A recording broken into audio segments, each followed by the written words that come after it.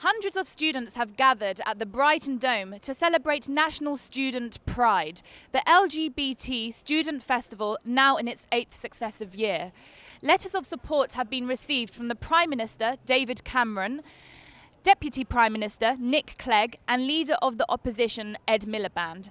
Cameron calls the event a landmark in the LGBT student calendar. Let's go and have a look.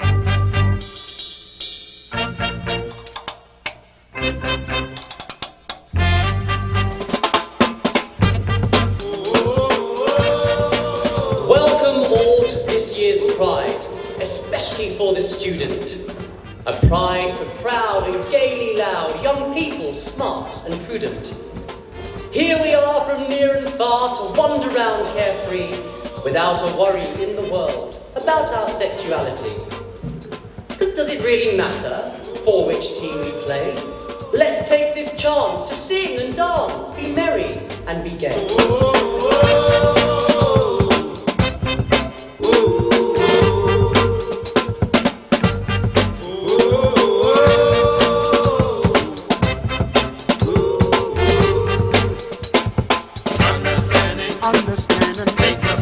Makes love strong, and unity, harmony, understanding. LGBT people simply should not face discrimination, prejudice or harassment because of their sexual or gender identity.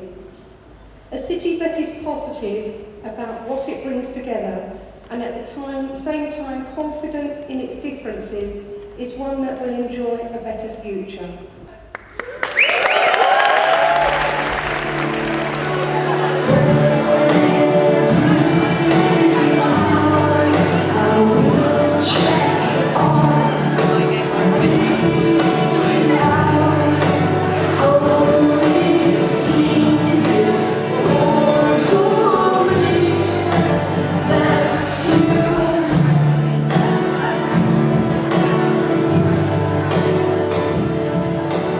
Countries such as Spain, the Netherlands, Canada, and certain states in the USA, most recently Maryland, have all legalised same-sex marriage. Why do you think it is that the UK hasn't followed suit? I think here in the UK we have a situation where the Prime Minister has announced his intention to finally legalise same-sex civil marriage in a register office.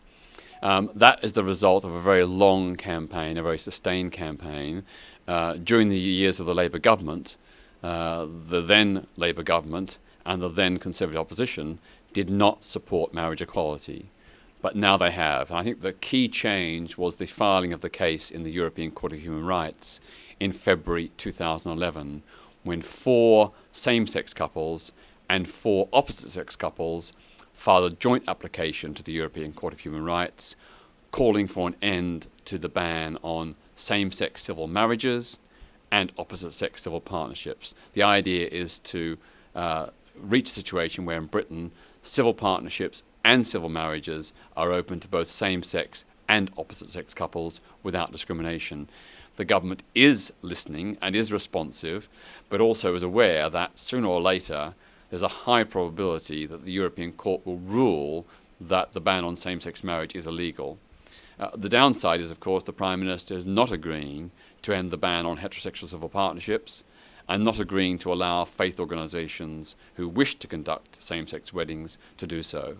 So we've got some battles to fight and win.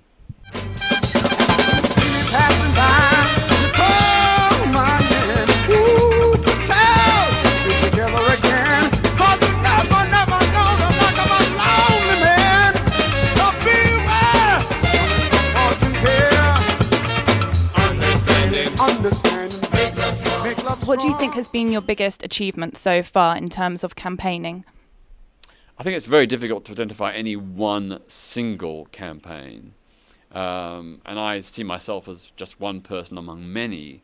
You know, my work is part of a whole spectrum of work that's been done by many, many different people and many organisations. I think it's our cumulative collective effort that has brought us to this place where we have greater equality in law, greater public acceptance in terms of opinion.